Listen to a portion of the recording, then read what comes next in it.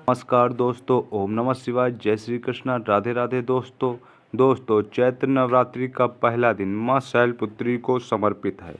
इस दिन माँ शैलपुत्री की पूजा की जाती है।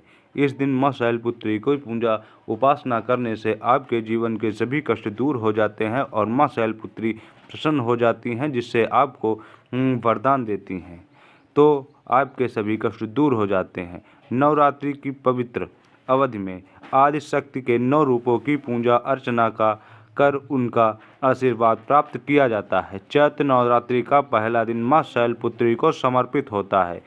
इस दिन माँ शैलपुत्री की पूजा विशेष पूजा अर्चना करने का विधान है। इस दिन माँ शैलपुत्री की पूजा उपासना करने से आपके जीवन के सभी कष्ट दूर हो जाते हैं और आपको इच्छा की प्राप्ति होती है। अगर आपकी मनोकामना जो होती है वो सारी पूर्ण हो जाती हैं। साथ में जीवन में सुख और शांति के लिए व्रत किया जाता है। आइए जानते हैं माँ शैलपुत्री का स्वरूप कैसा है। तो चलिए जानते हैं गुरु जी से कि क्या कहते हैं। नवरात्रि चैत्र नवरात्रि का पर्व माँ दुर्गा को समर्पित है। हर साल चैत्र माह के शुक्ल पक्ष की प्रतिपदा तिथि को चैत्र नवरात्रि आरंभ होती है।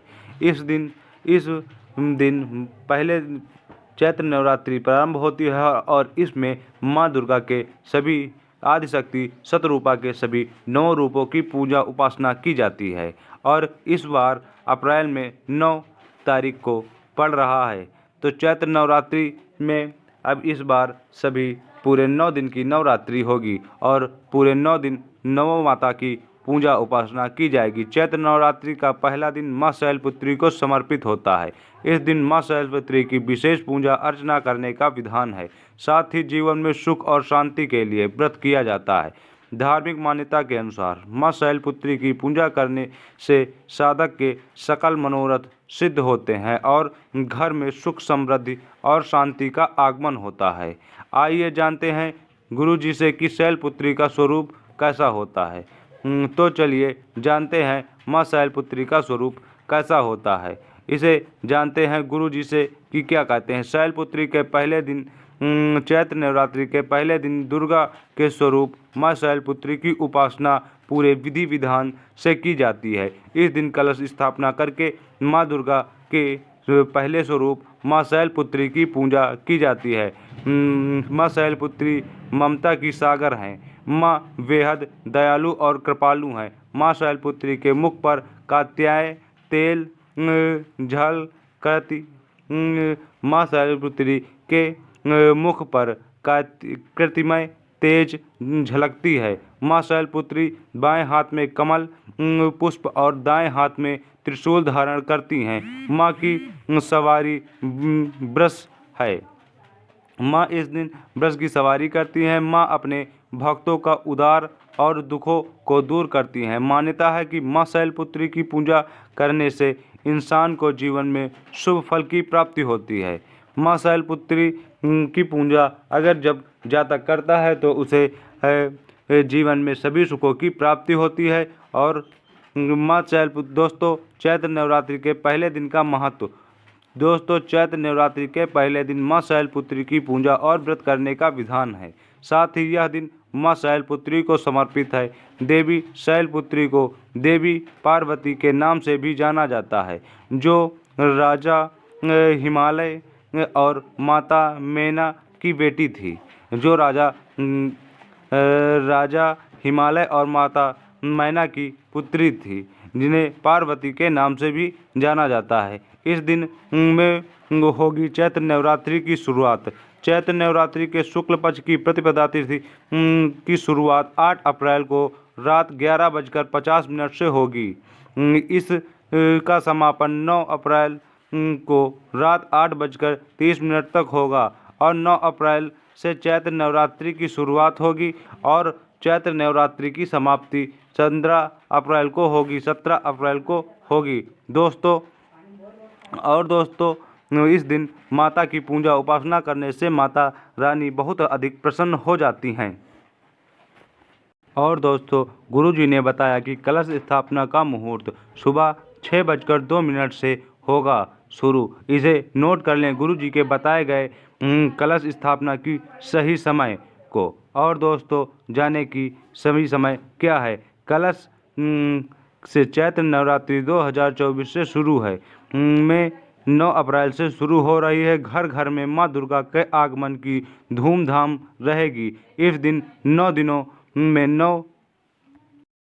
में माता के 9 रूपों की विधिवत पूजा अर्चना करने से समृद्धि में वृद्धि होती है। और दोस्तों 9 दिनों की नवरात्रि कल से शुरू हो रही है।